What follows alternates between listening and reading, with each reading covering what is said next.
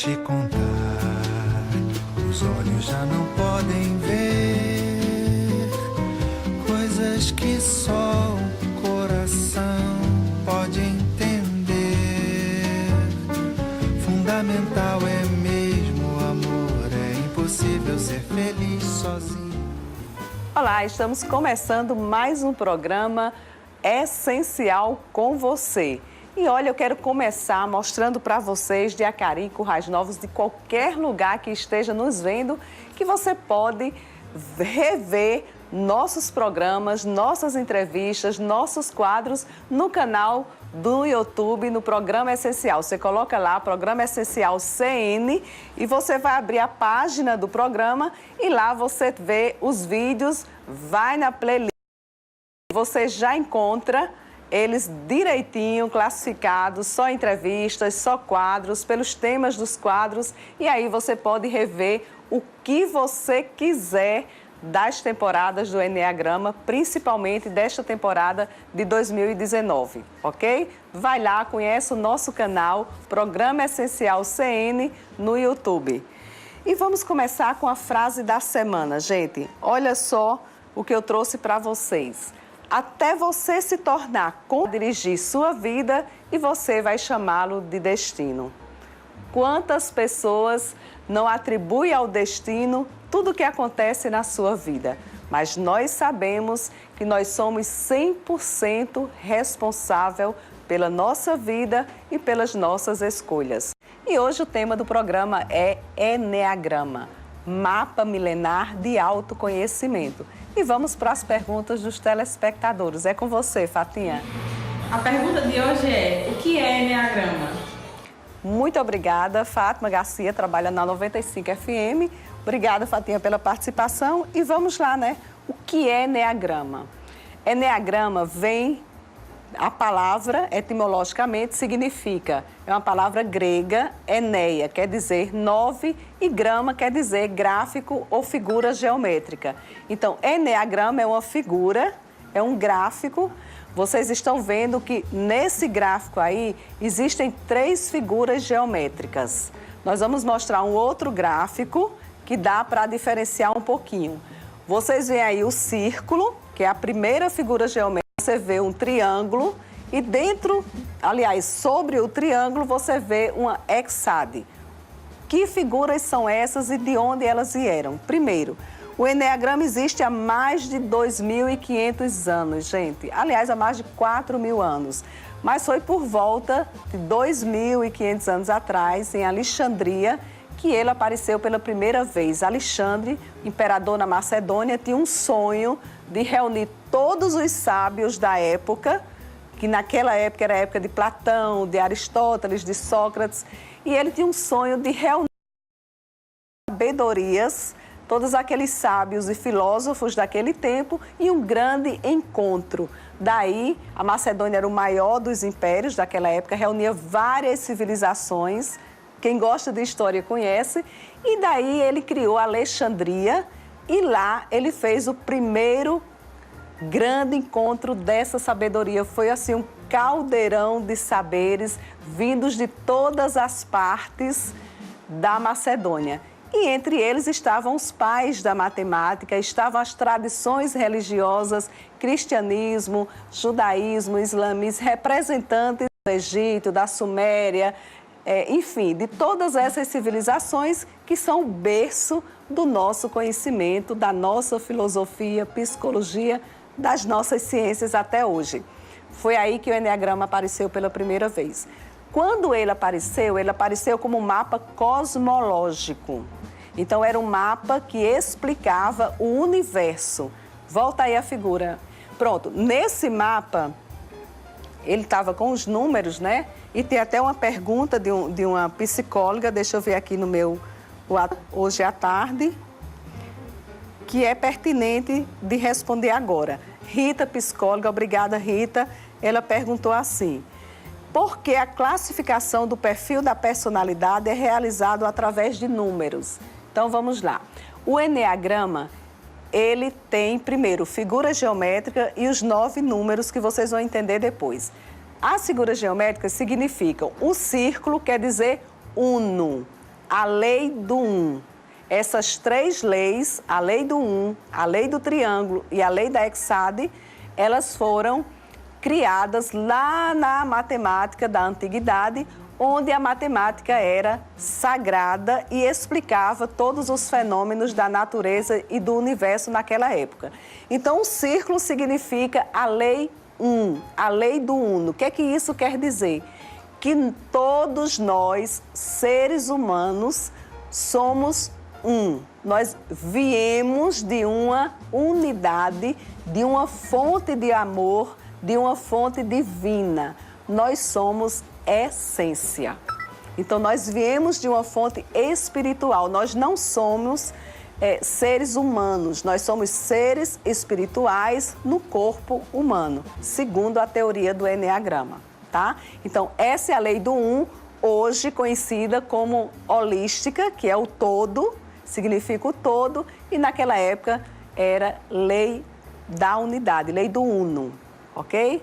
Vamos lá. A segunda figura que aparece é o triângulo. Esse triângulo significa, segundo a lei do 3 da matemática sagrada, significa que tudo que é um é tríade. Então, se você, na matemática moderna, se você pega o número 1 e divide, você que está em casa com calculadora, com celular, pega o número 1, divida por 3 e você vai ver que dá uma dízima de 3. Então, na tradição do Eneagrama, tudo que é uno também é tríade. E vamos ver como isso acontece. Por exemplo, se você vai para as grandes tradições religiosas, de onde o Eneagrama bebeu da água, né? Você vai ver que no cristianismo, que é a minha tradição, eu sou católica, o uno, Deus é Pai, Filho e Espírito Santo. Isso também existe em outras tradições religiosas. Se você vai para a psicologia, você tem id, ego, superego. Se você vai para a física, você tem prótons, nêutrons e elétrons. Você vai para a matemática, positivo, negativo e neutro. Se você vai, enfim, filosofia é tríade. E também no Eneagrama das personalidades, vocês vão ver essa lei presente.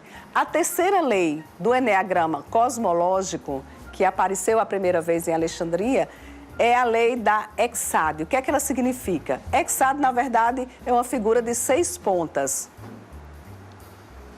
certo? Mas a hexade, ela significa a lei do 7. O que é a lei do 7? É um primeiro 7, para quem gosta de ler a Bíblia, para quem conhece, sabe que o 7 é considerado um número sagrado. Então, você tem 7 presente em tudo. Processo, significa transformação. Então, veja só, o mundo foi criado em 6 dias, no 7º descansou. Nós temos 7 dias da semana. Se você toma na medicina, você toma antibiótico, então antigamente a gente tomava durante 7 dias para poder fazer efeito. Se você vai, que existe também a lei do 7, né, as fases do calendário lunar. Você vai para biologia, nós temos setênios na nossa vida, de 7 em 7 anos, as nossas células se renovam. Se você vai, também tem a crise do casamento. Existe toda uma história, toda uma mitologia com o número 7. E também tem as leis, as notas musicais. Você tem 7, 8 notas musicais, mas a 8ª nota musical é a primeira no tom maior. Dó, ré, mi, fá, sol, lá. A primeira nota musical no tom maior. Então, isso significa que as notas musicais também passam por esse processo de terminou um ciclo, começa um novo ciclo com um tom maior. Então, a lei do 7 significa isso. São 7... é movimento. Essas são as 3 leis matemáticas da matemática antiga que estão presentes no Eneagrama que nós estamos conversando a respeito hoje. E os números também foram dessa época, Rita.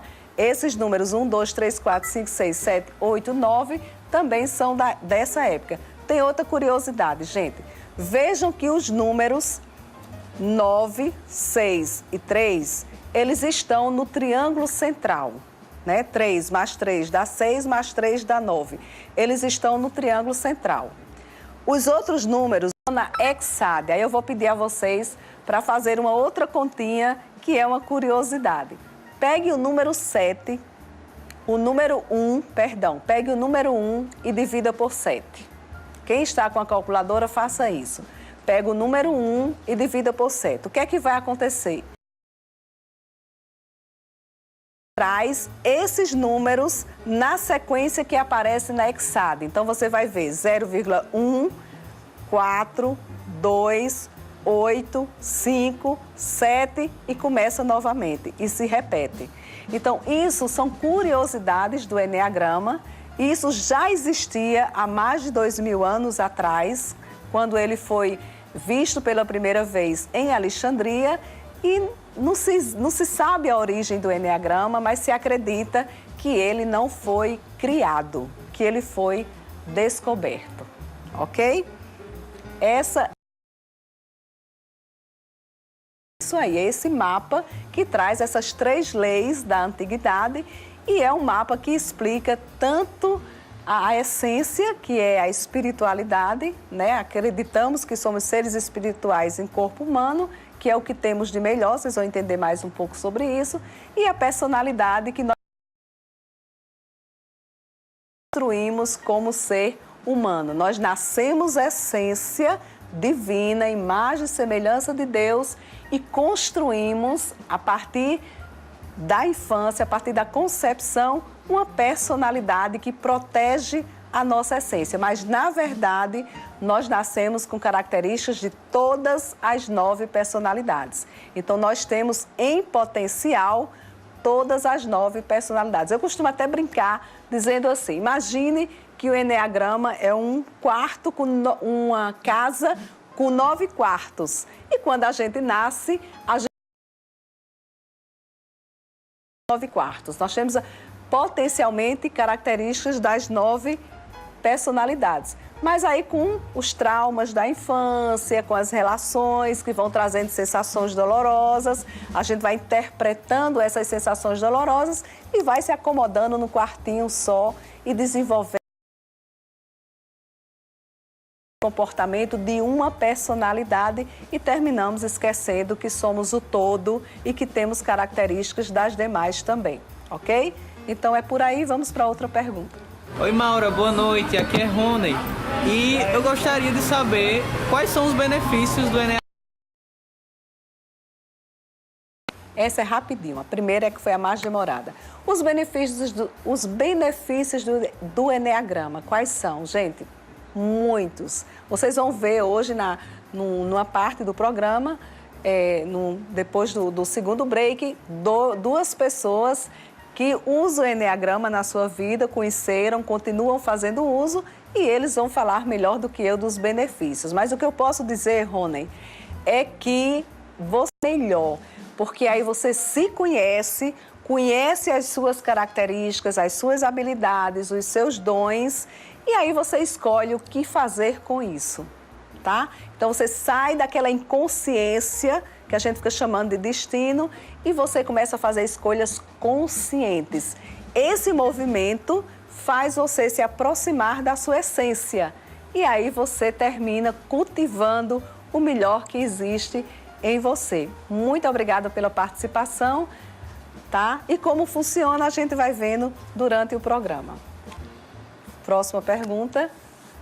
Oi, Maura, tudo bem? Eu sou Fernanda. Eu gostaria de saber quais são as 9 personalidades básicas do Eneagrama. Abraço, Maura. Ok, as 9 personalidades do Eneagrama. Aí a gente vai ver como é que o Eneagrama funciona a partir de agora. O que eu falei de vocês foi o início, quando o Eneagrama foi conhecido, que foi como um Eneagrama cosmológico que explicava o universo. Naquela época, há mais de 2.500 anos atrás, personalidades, tá? Não existia o Eneagrama das personalidades, que é o que nós estamos conversando hoje. No século IV para o século VI, do século IV ao século VI, no século IV, os primeiros monges do cristianismo, Evagrio, muito conhecido, eles começaram Naquela época já existia mosteiros, e eles começaram a estudar a natureza humana a partir do eneagrama. Eles pensaram assim: se o eneagrama explica o universo, então explica a natureza humana também. E a partir daí eles começaram a analisar, através de 12 horas de meditação por dia que eles faziam. Era normal isso, e eles começaram a estudar, observar e estudar o comportamento humano no dia a dia. Daí surgiu o primeiro uso do eneagrama para estudar as primeiras emoções humanas no eneagrama. Foi a partir desse século IV. O eneagrama, o eneagrama das personalidades, ele surgiu na década de 60, comecinho de 60, um boliviano, Oscar Ichaço, ficou sabendo de um filósofo grego-armênio,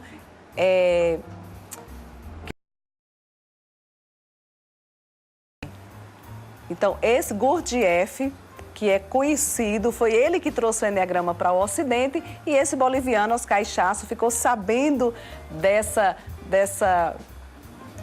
aventura de Gurdjieff. Inclusive tem um livro, Homens Notáveis, que conta essa aventura desse sábio, desse filósofo pela natureza humana. E Oscar Ichaço, conhecendo o eneagrama, sendo da área de psicologia, ele trabalhava com gestalt terapia na época, e ele ficou apaixonado e apresentou o eneagrama para a comunidade de psicologia. Foi aí que começou o estudo das personalidades no eneagrama. Então você vê no eneagrama, você vê presença da gestalt terapia, da reikiana, de Carl Rogers, enfim, de todas as correntes transpessoal, todas as abordagens de psicologia, você vê presente no eneagrama. E depois o chileno Cláudio Naranjo, na década de 70, ele também adicionou ao eneagrama, além das personalidades, a teoria dos instintos, que também vem da psicologia. Então a gente fala assim, são 9 personalidades, mas na verdade essas 9 personalidades, elas têm asas, tem os tipos vizinhos que influenciam a sua personalidade, aí você já vai para 3 em cada 3, né? 1 mais 2, 3, vezes 9 dá 27. Aí tem as setas que você se movimenta no mapa do eneagrama, tem um tipo que é sua integração, tem um tipo que é o seu desequilíbrio, aí você já vai mais 2 personalidades, aí vem os instintos que Cláudio Naranjo acrescentou, que é a teoria dos instintos, autopreservação, social e sexual, que não tem nada a ver com sexo, mas com a relação 1 a 1. Um instinto dominante, um instinto reprimido, um instinto normal, e já vai para cada subtipos. Então, tipo 1, subtipo 1 social, subtipo 1 autopreservação, subtipo 1 sexual, e por aí você já vê mais de 100 personalidades, que na verdade são 9 personalidades, com o acréscimo das teorias, se transformam nesse mapa e nesse movimento que é o eneagrama. Então vamos para explicar, coloca aquele mapa do eneagrama, que tem os números, Ranieri. Então veja só, seguindo o mesmo pensamento da unidade, as personalidades 8, 9 e 1, elas têm uma linha vermelha para separá-las, que significa que isso aí é um centro de inteligência. Então, o eneagrama, ele tem 3 centros de inteligência. Tem um centro de inteligência prático, que são os tipos de ação, que são os tipos. Eles têm como sensação dolorosa na infância, que disparou a personalidade. Eles têm um sentimento de insignificância, de que não tiveram valor na infância por situações, não é o que foi feito com eles, mas o que eles sentiram na infância. Eles tiveram um sentimento de insignificância que despertou uma raiva como energia básica, todos os tipos têm uma raiva muito presente, e que os transformou em tipos de ação. Então tem um tipo 8, que é um tipo que a energia é para fora, então são pessoas que, para compensar Essa sensação dolorosa são pessoas que gostam de ter o controle de tudo, que gostam de mostrar força, que negam fraqueza, são pessoas de muita ação, falam num tom mais alto, então são pessoas que agem. O tipo 1 também faz parte da tríade da ação, que é um tipo que também tem a raiva, mas ela não é para fora, é para dentro. É aquele tipo que gosta de fazer tudo perfeito, tudo certinho, e que a sensação dolorosa de insignificância, ele quer compensar sendo aquela pessoa perfeita, que faz tudo perfeito, que é um modelo de comportamento, é um modelo de atitude. É assim que ele compensa essa sensação, tornando-se o tipo 1, o tipo perfeito do Eneagrama. E que também tem uma raiva, e a raiva já é para dentro. Ele é aquela pessoa que aguenta, e explode. E normalmente explode com pessoas mais próximas, porque não pode se mostrar como uma pessoa que não seja bem comportada, né? Então a motivação não é como a do tipo 8. O tipo 8, a motivação é ser forte, é ter o controle. Agradar, fazendo com perfeição. E o tipo 9 é o tipo do meio, da tríade, do triângulo, que narcotiza essa sensação de insignificância. É aquela pessoa, aquele diplomata por natureza, que tudo tá bom. Para evitar conflitos, ele prefere... Ele narcotiza, a gente chama de preguiça, mas não é uma preguiça de fazer, porque ele é um tipo de ação, da inteligência prática. O tipo 9 trabalha, o tipo 9 se diverte, mas ele esquece dele em função dos outros. Então ele termina, para evitar conflito, ele deixa de fazer o que é dele para fazer para os outros. Então é aquela pessoa que esquece de si para evitar conflitos, para tipos da inteligência prática. Daí, vamos voltando para o Eneagrama, nós temos os tipos da inteligência emocional, que são os tipos 2, 3 e 4, são os tipos que são responsáveis pelos relacionamentos, pelas relações afetivas, são os tipos emocionais do Eneagrama. E a sensação dolorosa é uma sensação de não serem amados, é carência afetiva. Então, são aqueles tipos mais sensíveis, aqueles tipos que, dependendo do tipo, respondem de uma maneira diferente. Por exemplo, o tipo 2 da inteligência emocional, necessidades, abre mão das próprias necessidades, reprime para agradar o outro. Então ele acha que agradando ao outro, que fazendo pelo outro, ele vai receber amor. Vejam que parece com o tipo 9, mas a motivação é diferente. O tipo 9 quer evitar conflito. E o tipo 2, ele deseja ser amado. Então, ele é aquela pessoa que agrada, que está sempre ali, adivinham que você, a sua necessidade, ele já sabe antes mesmo de você saber. Está sempre ali agradando, está sempre ali fazendo um agrado para receber carinho e atenção. O tipo 3 é o tipo pensa a sensação dolorosa de não ser amado, às vezes se vitimizando, se fazendo de vítima, exagerando nas emoções, introjetando essas emoções, enquanto o tipo 2 bota para fora para agradar os outros, esquecendo de si, o tipo 4 supervaloriza as emoções. Então é aquela pessoa muito intensa. Quando está triste, ela está triste. Quando está alegre, ela está alegre. E são pessoas que, dependendo do subtipo, se vitimizam para chamar a atenção, tá? Através dos sentimentos. São pessoas hipersensíveis, muito criativas, muito originais, diferentes. Eu costumo dizer que um tipo 4 ele não compra em liquidação, porque ele gosta de ser diferente, ok?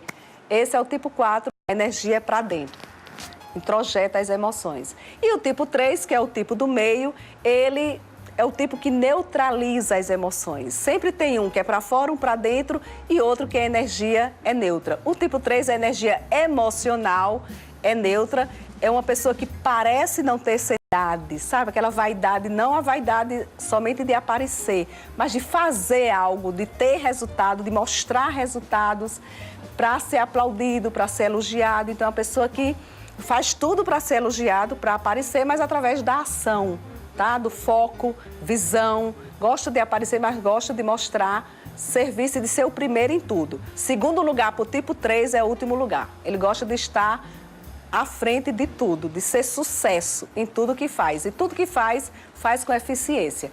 E vamos para a última tríade, que é a tríade racional. Então, na tríade racional, 6 e 7. Qual é a emoção básica desses tipos? Incapacidade. Enquanto não ser amado na inteligência emocional,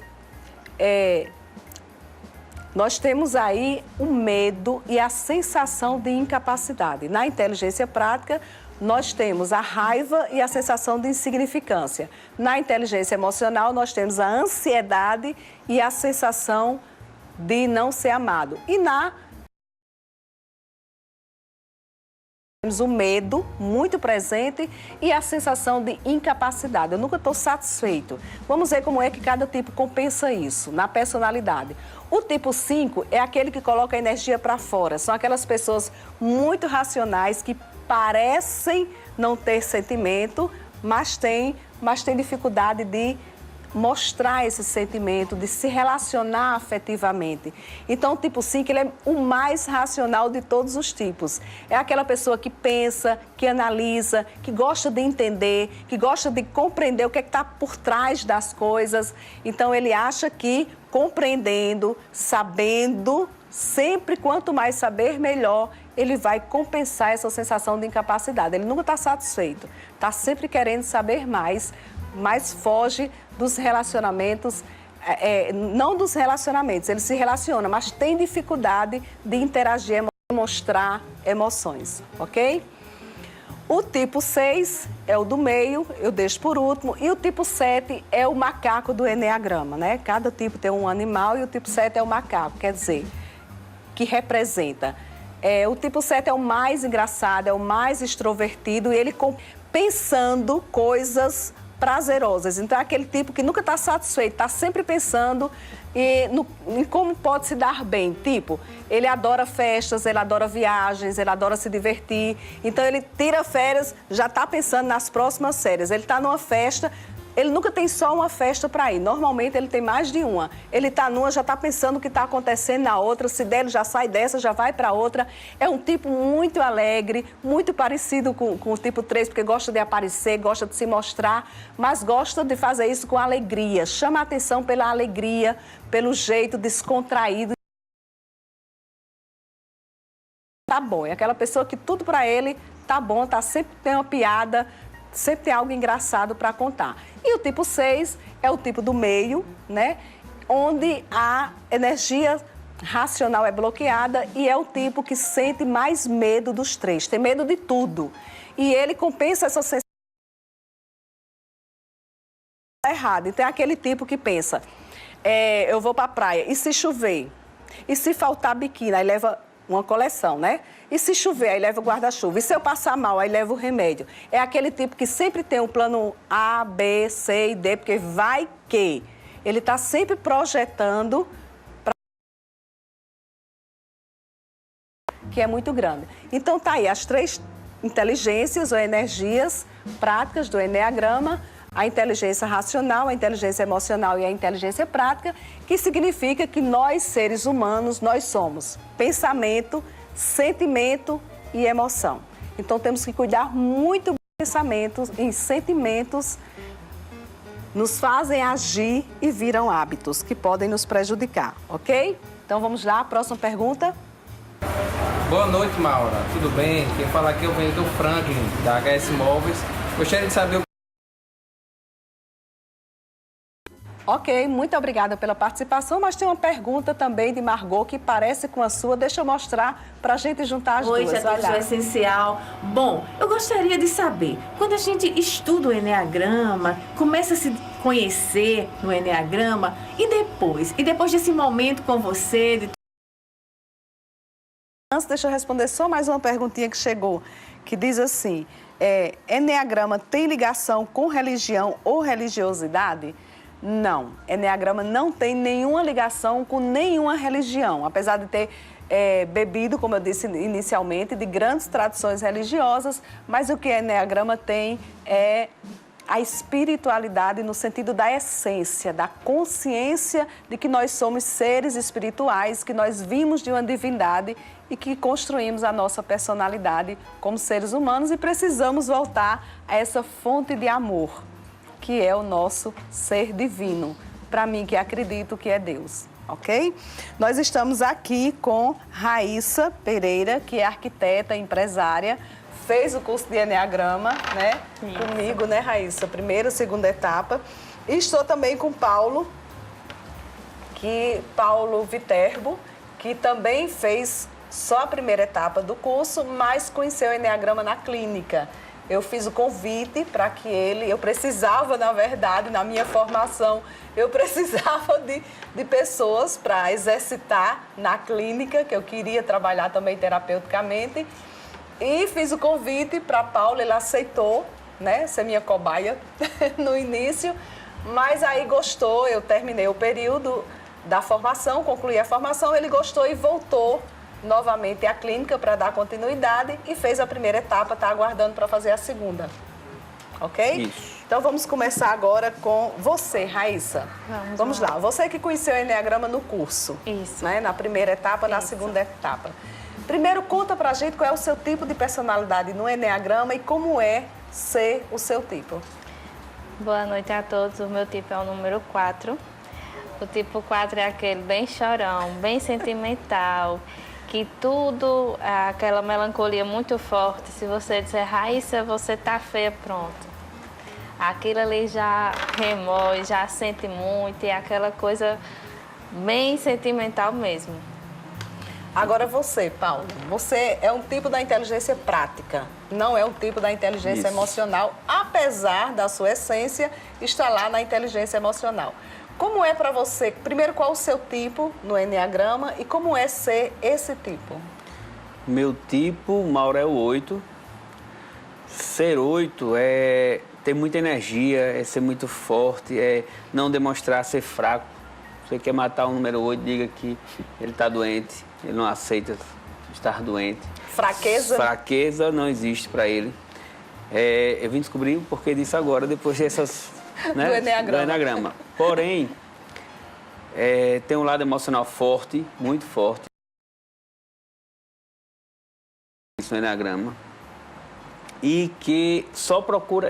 o 8 é tão forte, se acha tão forte, isso é tudo inconsciente. Se acha tão forte que, sem saber, que só procura um médico nas últimas. Não acha que adoece. Para ele demonstrar que está doente é uma fraqueza grande. Agora, isso porque o mecanismo de defesa do tipo 8 é a negação da fraqueza, não é isso? Ele nega exatamente. a fraqueza. Não, porque é tudo tão inconsciente que quando a gente descobre que pode adoecer, que pode evitar a doença, que pode ser fraco, né? Demonstrar vulnerabilidade, aí isso é um choque. A gente não aceita isso. Isso aí não é que eu queira ser o bambambam, não é isso. É porque é da personalidade. Você que é muito passou a vida forte, inteira acreditando nisso. Exatamente. Né, Paulo? Construiu esse padrão de comportamento. Quando eu me deparei com o número 8, que eu vi as características, foi um choque. E lidar com isso é difícil, não é fácil. É verdade. Você, o que é que diz sobre isso? Quando você conheceu o Enneagrama, lá na primeira etapa, como é que foi? Foi engraçado, porque eu vou dizer, foi assim que você começou lá a dizer, o tipo 4 é assim, a pessoa... Eu fui logo chorando, porque foi uma identificação assim muito forte, justamente por isso, porque é tudo muito inconsciente. Então, a gente se comportava de uma forma e realmente achava que era o destino, achava que era forças maiores, mas nunca achava assim que era por nossa personalidade, porque... como você falou, o Enneagrama a gente tem uma forma de bloquear algum sentimento fazendo algum tipo de ação, né? Em algum momento da minha vida que eu ainda não descobri, eu não me sentia amada, né? Então, assim, eu vou sentindo tudo para procurar, acho que é para procurar realmente o amor que um dia eu deixei de sentir. Aí já passa pelo resgate dessa criança interior, que já daria outro programa, mas vamos lá. Raíssa, quando você fez a primeira etapa, Paulo também fez a primeira etapa, que é de identificação das personalidades, né? Mais teórico. A primeira etapa é mais teórica. Mas na segunda etapa, nós temos a vivência do Eneagrama. Aí você anda sobre o mapa, você sai da sua casinha, porque o interessante do Eneagrama é que, assim, eu descobri o meu tipo, o objetivo do Eneagrama, do trabalho com o Eneagrama, é você sair do seu tipo, é você sair da sua casa, é você sair do tipo 4 e visitar o tipo que é sua integração, que é a sua essência, ter cuidado com o tipo que é seu desequilíbrio, que é sua desintegração. Então, existem movimentos internos que fazem você ir para o que é bom e para o que lhe prejudica. Como é que foi isso na segunda etapa? Como é que foi esse movimento? Aí na segunda etapa foi tudo muito mágico, porque realmente eu senti tudo, de cada personalidade do tapete eu senti tudo. No 5 eu senti um medo grande, no 7 eu ri por besteira, do nada eu comecei a rir. E assim, eu vi que minha personalidade, se eu ficar muito nela, eu sei que eu vou ficar sofrendo, porque é muito sentimento assim que não é ruim ser 4, não é ruim. Mas assim, você carrega muito peso desses sentimentos, que muitas vezes nem é o que a pessoa quer passar para você, mas é o que você sente no momento. Então, assim, eu vi que eu posso sair do meu 4 e eu posso ir para 1, né, que é minha essência, e eu posso ser feliz lá também. Eu tenho as minhas asas, então, assim, você trabalhar isso, cada vez você vai evoluindo e cada vez mais você vai querendo melhorar, querendo andar mais no tapete. E, assim, com o Eneagrama, na segunda etapa, você frisou muito isso, quando tiver tudo dando errado, você pare, respire, veja onde você está e veja o que é que você tem para ir. Procurar sempre ir nas setas, né? Quem fez ou quem vai fazer a segunda etapa vai entender melhor que andar nas setas é o melhor caminho, porque se regredir, aí o negócio desanda. E para o 4, aquela questão de todo esse sentimento é mais fácil de você se deprimir, de você se resguardar. Então, assim, procurar sair é o melhor, né? Assim, a essência de cada um. Ok. Paulo, você não vivenciou a segunda etapa, mas já teve a experiência de estar no mapa no consultório. Isso. Né? Você já andou no mapa também. Como é que foi a sensação? Quando você estava lá no mapa, como é que foi você sair da sua casa, você sair da sua personalidade? Quais eram as sensações que você acessava? Maura, no mapa foi estranho, porque era uma sensação, quando eu ia para o 7 de alegria, ia passava do 7 para outro número, as pernas pesavam, passava para outro número, se sentia mais livre, o corpo pende para um número sem a gente anda sem ver os números, na verdade, que é de olho fechado, né?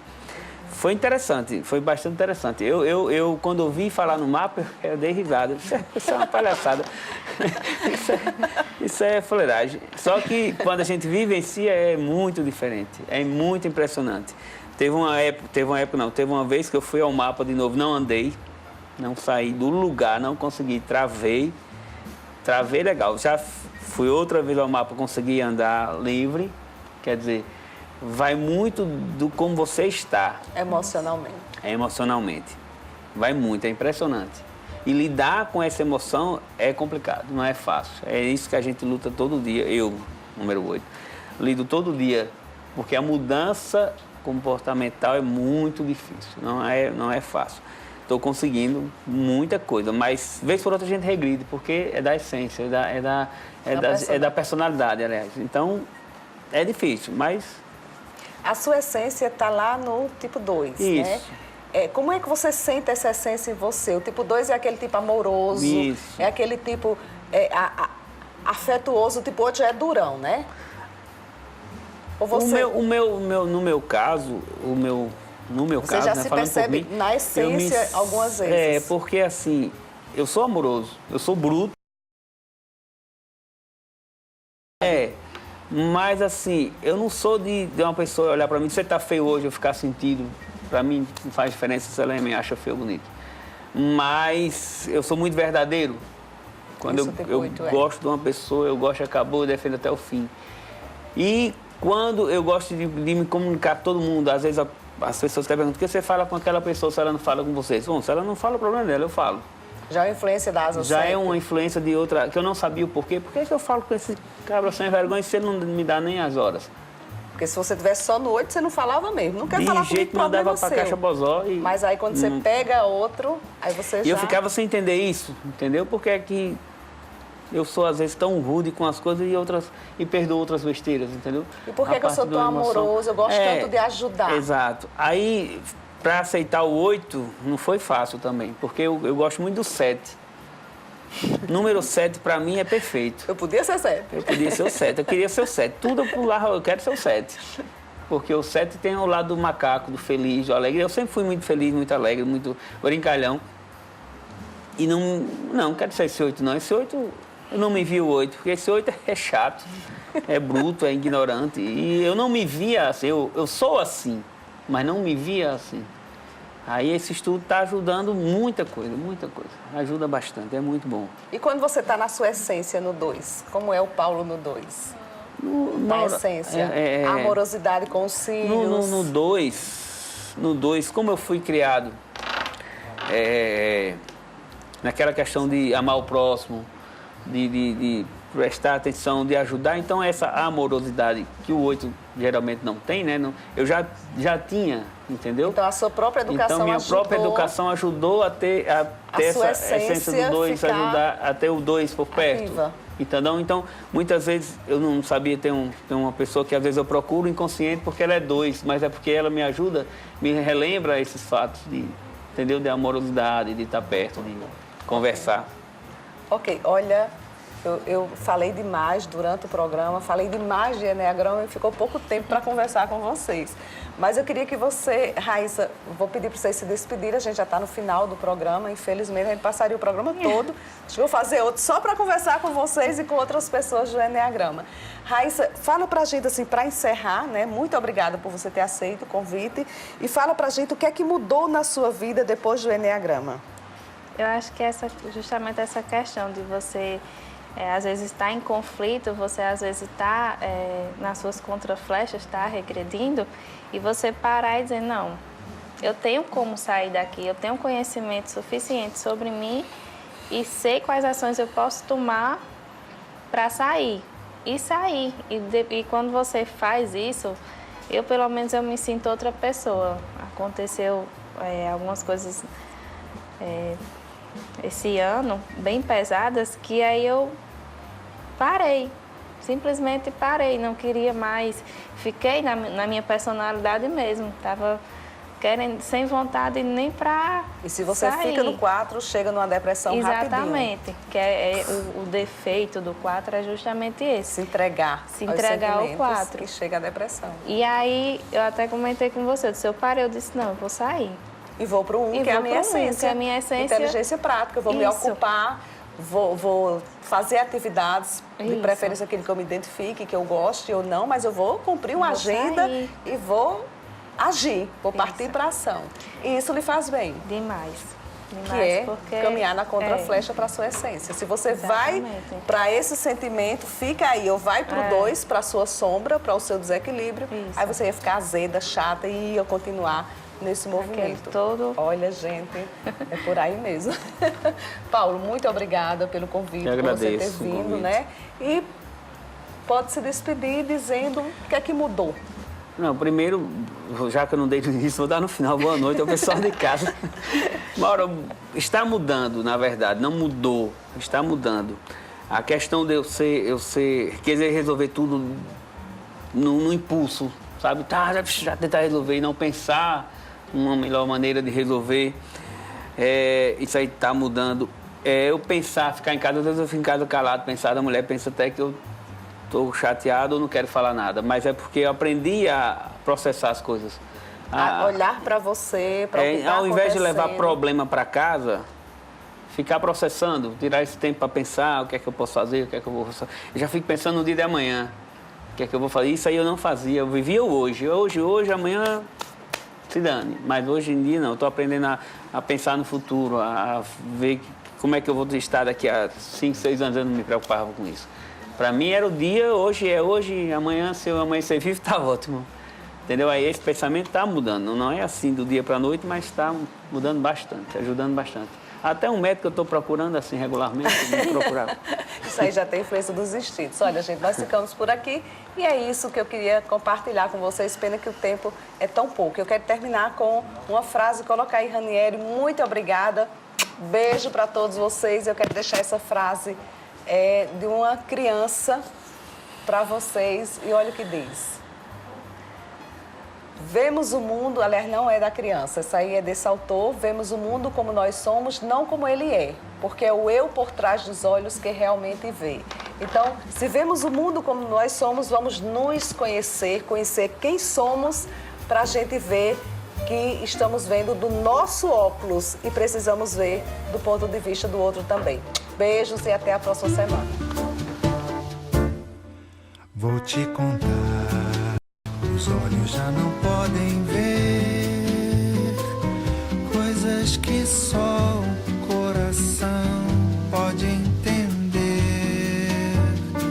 Fundamental é mesmo o amor, é impossível ser feliz.